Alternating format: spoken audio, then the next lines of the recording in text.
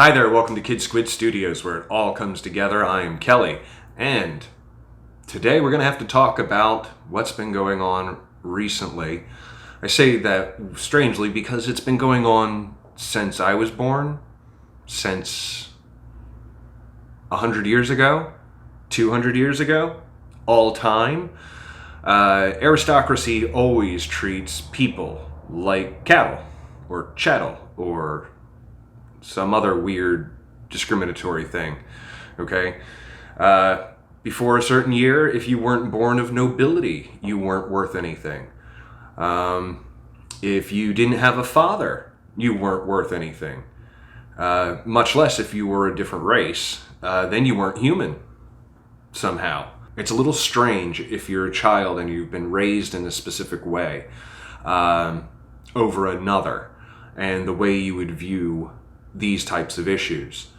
I grew up in Silver Spring, Maryland, and then New York and New Jersey. And in between these, I would move to the country. But I originally started out in a city where in kindergarten, first and second grade, I lived in Silver Springs, the city outside of DC and Baltimore. Not as congested as DC or Baltimore, but it's a huge melting pot. And when you grow up with every race from around the world in your classrooms all the time, you just kids. You don't see any differences. You wonder why different adults are acting weird. You know, like the gym teacher not letting the Asian girl go to the bathroom until she pees herself. I mean, is that because his dad fought in World War II? That wasn't a question until later. I just thought he was an asshole. So you go home with the Nigerian kids from class because they live in the same apartment building as you, and their mom is home between the hours of 3 and 5 before Yvonne comes home and could pick me up. I even had cultural days where everybody would come in and celebrate where they came from and teach the class about the places that they came from. This is a normal life thing when you're a little tiny child. And then you go to Maryland, like out in the country, the middle of the state. Because on one side, it's very city. Over by Annapolis, DC, Baltimore, this whole side is the western shore of Maryland. Then you've got the eastern shore, which is absolutely insanely country until you get to Ocean City.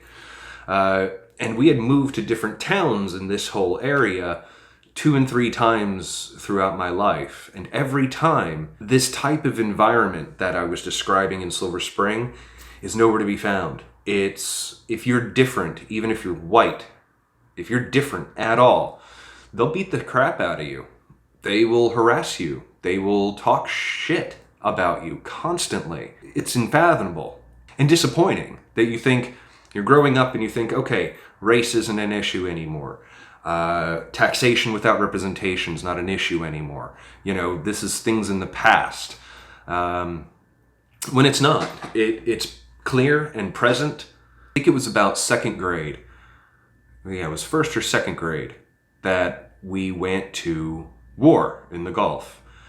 Bush Sr. sent us to war. It was kind of shocking. The adults all talking about oil being the premise of the war. When you thought, okay, we did Vietnam. We weren't going to do war for profit anymore. I thought that was over. That's why one of the reasons we marched in the 60s. Not me, obviously, I wasn't born. But that's why one of the reasons they marched was no more war for profit, much less no more racism. We're allowed to vote. Everybody's allowed to vote. That other cultures are human and deserve the same rights that we do. You think that this is all done. We took care of this. And then Rodney King. Seeing that. From that point on, I've never trusted a police officer. Ever. Ever, not once. And I've never seen them do anything good. I know they have. It's a possible thing. I've only seen it in movies where they do something good or heroic or whatever. Even then, in those movies, 90% of the police department's corrupt, and you've got 1 or 2 guys doing good police work within a corrupt place. And it's always just solidified itself as they're not the good guys. They could be, but they're not. I think what I'm trying to get at here is every time we try to fight for our rights, any group of people, when it gets a little better or less bad, you quit. You stop marching. You stop demanding. You stop fighting. You should never stop. Ever. And you've always got to be vigilant. Any kind of tyranny occurs around you, you need to put an end to it immediately. It's our responsibility. I know, it's back on the people when we have no power. But the power is the fact that we are the people, and we have many, many people on the right side. You just need to know that you're powerful and that you can make a difference. Marching should never end. Not till the job is done. You don't stop just because they acquiesce to having some small consideration for you. It's not enough. You're either equal or you're not. And until you are, keep fighting. We all have the right to exist here. We all have the right to enjoy our lives, not just survive, not just be greased for their cogs. You are more than your job. Do not stop writing your congressman until it's done. Having real access to utilities, facilities, hospitals, opticians, childcare, having the opportunity to be able to open small businesses, for the townships to incentivize companies to set up in all parts of town. Segregation never ended. It just evolved into a more sophisticated, easier to manage type of segregation. Stand by each other. Have each other's backs. Separating us, especially family units. Making us disperse from the home as soon as you can is one of the easiest ways that people can take hold of you or control you because you don't have backup. Living with family, being a family unit, being a part of each other's lives, so that way when people try to get over on you, your family has your back. When somebody's trying to get over on one of your family members, you're already there. You have their back. But if you're across town or in another state or in another country from your family, you can't protect them and they can't protect you. And especially after this whole COVID-19 thing happened, the percentage of people who moved back with their families is insanely large. When the percentages of people who are successful is way lower than the average. So how can it be average for you to go out and be successful if the average isn't that you're going to be successful? And what I mean by successful is you can afford the house, the picket fence, the cars, the babies, the husband or wife, that you can afford this lifestyle. Just because you see people with this lifestyle doesn't mean that they can afford it. Most of these people have 2 and 3 mortgages. They don't own those cars. They still owe $60,000 on that freaking car. Most of the clothes, most of the things in your house, it's on credit.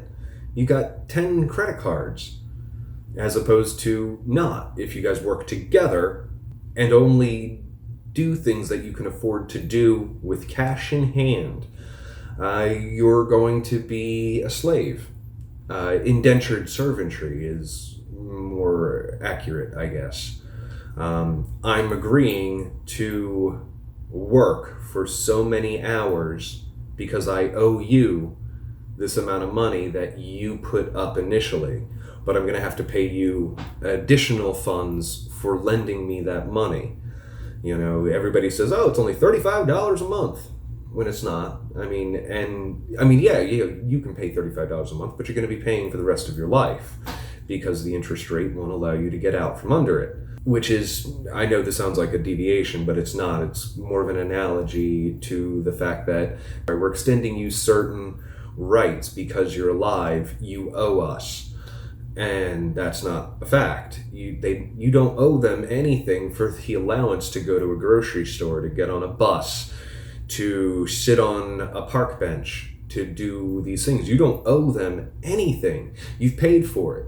We all have. Our parents paid for it. Our grandparents paid for it. And I'm not talking money. I'm talking, yes, money too, through taxation. Those things that they give you, they didn't give it to you. You bought it, okay? Every street, every sidewalk, you purchased it. They didn't give it to you. You don't owe them anything. If nothing else, you guys should have way more in return.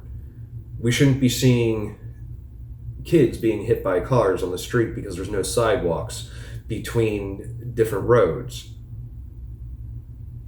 It's 2020. If the roads aren't connected by sidewalks, then you failed as a township. You failed as leaders. If we don't feel safe walking around, then everything else above that, I know that sounds like small potatoes, but that's the point, is that if these small potatoes aren't being taken care of, then how can the larger issues at hand ever be looked at seriously?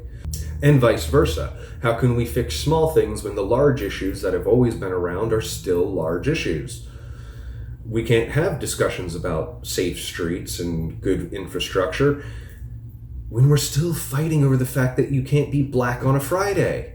I see a group of Spanish kids, and they're little kids, they're like 13, maybe 15 years old, walking in a group, being safe. They walk through the Walgreens parking lot, and a cop passes me while I'm walking that same direction, and makes a beeline right into that Walgreens parking lot, and pulls up next to them and starts talking to them, and they look scared. And I don't blame them. You know, I'm not a child anymore, so I'm not afraid to be heard, and I'm not afraid to inject myself into situations. So when I see it, I walk right up and I say, "Kids, are you all right?" And they look at me, and then the cop says, "Oh, they're okay." I said, "Dude, I'm not talking to you. I'm asking these kids if they are safe, if they're okay." And they're like, "Yeah, we're all right." And I'm like, "All right, well, I'll hang out until you're done." Cop didn't have anything left to do or say except for, "Okay, thanks, man." And he drove away immediately, which is our responsibility. You need to be involved. This is your community. These are your neighbors, whether you know them or not. You see something weird, you make sure that you protect each other and you protect the kids. Good God. The police need to leave children alone. I can't describe it. I mean, as a white kid, I had been searched and arrested so many times for shit that wasn't real. Okay? And you know what? When they search you, they touch your butthole. They mess with your testicles. I mean, it's child molestation that they conduct on a habitual basis. Before I was 18, I had experienced it at least a half dozen times. And I'm going, if I were black, that would have been 3 to 4 times as much just for being black on the streets. You know? And I was a freak, so it was like, "Oh, you were asking to be harassed by the police," is usually the response. And no, you're allowed to do anything you want. They freaked out on a lady because she was skipping down the street this a couple months ago. She came back from Amsterdam or something like that. She was thrilled to be home, and she was skipping down the street, and these cops freaked out, pulling their guns. "No running!" Guys, we have the right to run anywhere, skip anywhere, live our life. If I want to skip or spin around like a ballerina, I'm allowed. I have that right.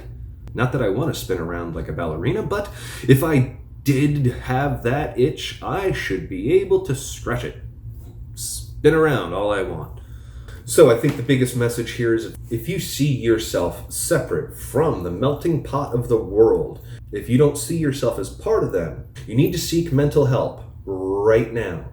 Even and especially if you live in a group that thinks that they are different or better. There's something wrong with you. Just because there's a collective doesn't validate your ill behavior.